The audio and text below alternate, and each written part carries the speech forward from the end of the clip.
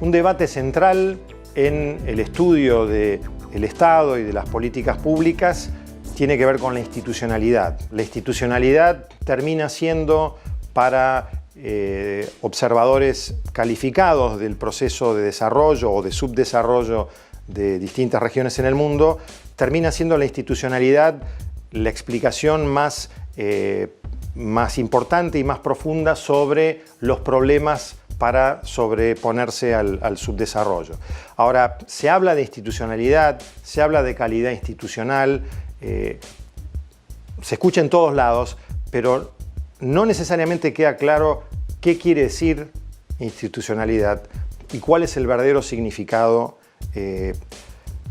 digamos, del punto de vista práctico, de cómo puedo yo lograr o puedo acrecentar o puedo mejorar la calidad institucional. Bueno, en este sentido, el enfoque del neopatrimonialismo nos va a ayudar mucho.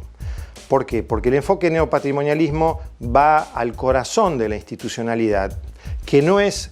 del Estado, ¿no? Que no es la separación de poderes en el sentido que se usa más frecuente, que es la separación entre poder ejecutivo, legislativo y judicial, sino una separación que es clave, que es la separación entre gobierno y Estado. El gobierno es a lo cual se hace cargo el partido político que gana legítimamente las elecciones, mientras que el Estado es...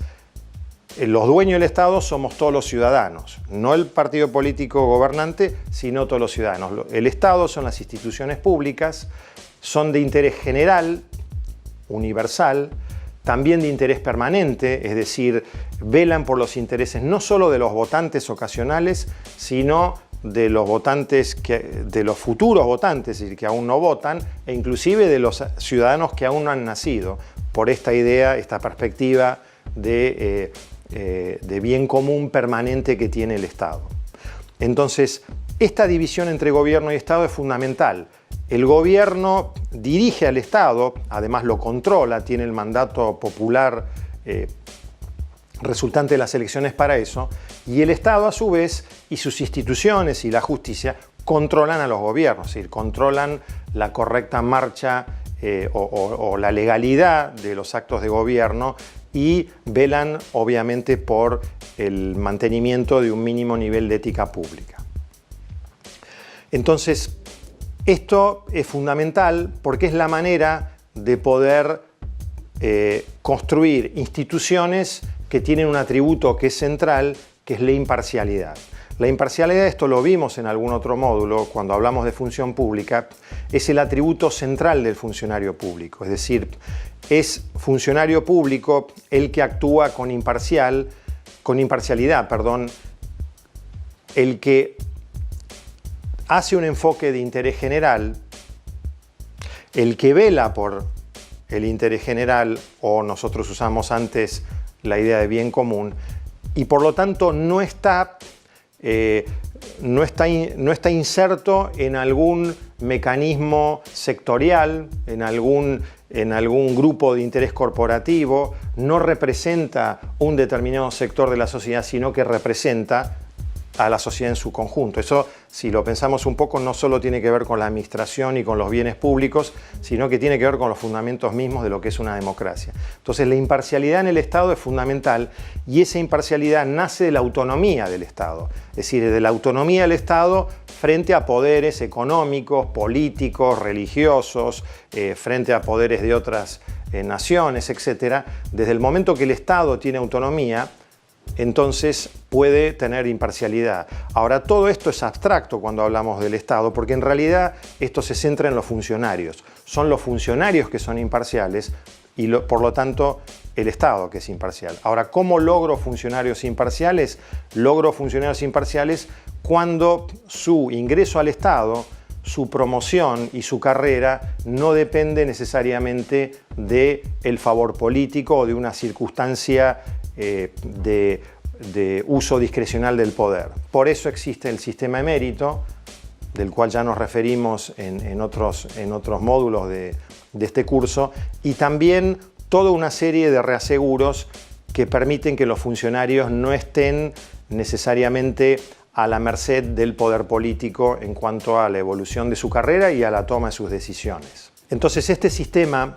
donde la separación entre gobierno y Estado es una cuestión central en la institucionalidad, se va degradando en lo que se llamó tradicionalmente el sistema de patronazgo y de manera más técnica, como dije antes, neopatrimonialismo, porque por distintas razones, y esto depende de los países, depende de la historia, depende de una serie de circunstancias, las razones no nos importan tanto como nos importa el mecanismo y tratar de entender cómo funciona ese mecanismo y cómo revertir ese mecanismo. Pero la cuestión es que a medida que el gobierno va avanzando sobre el Estado, es decir, el gobierno empieza a tener un control político del Estado, y eso se hace principalmente a través del control de los funcionarios del Estado, el Estado termina siendo un Estado capturado y entonces terminamos en un régimen neopatrimonial. ¿Cómo es el Estado capturado? El Estado capturado es un Estado en el cual los funcionarios políticos van poco a poco teniendo el poder discrecional de nombrar, de promover y por supuesto de expulsar a cualquier funcionario, independientemente que ese funcionario esté en la planta estable, esté en la carrera administrativa del Estado, o lo que llama la planta permanente o la administración pública, o sea un funcionario directivo, un funcionario político o de cualquier índole. Cuando eso sucede, naturalmente las decisiones y los comportamientos dentro del Estado se alinean al poder.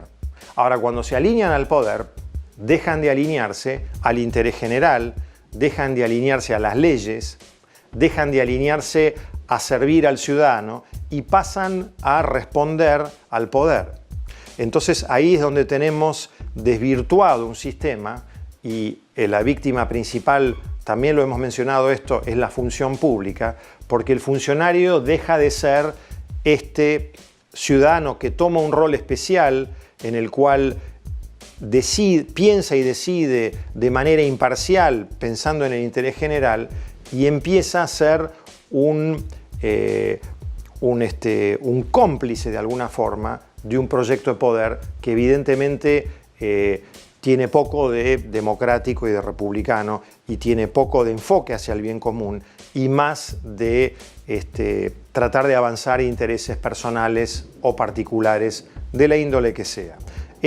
La índole de estos intereses y estas particularidades ha variado en la historia de todos los países y evidentemente tiene que ver con factores que no son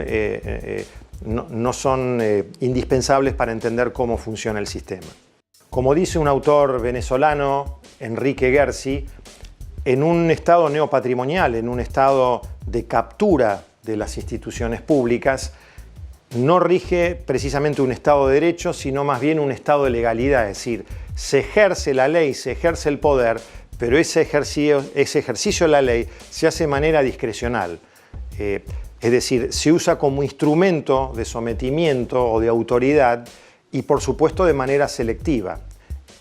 De manera selectiva, como bien digo, es exactamente la idea de ir erosionando la imparcialidad, la idea del Estado que atiende el interés general sin hacer distinción de sectores y sin hacer discriminación y pasa a atender intereses sectoriales. Entonces la aplicación selectiva a la ley y el espíritu de este sistema creo que lo resume esta cita de Benavides, que me parece absolutamente maravillosa, pero que es dolorosa porque recuerda mucho el funcionamiento institucional en nuestra región.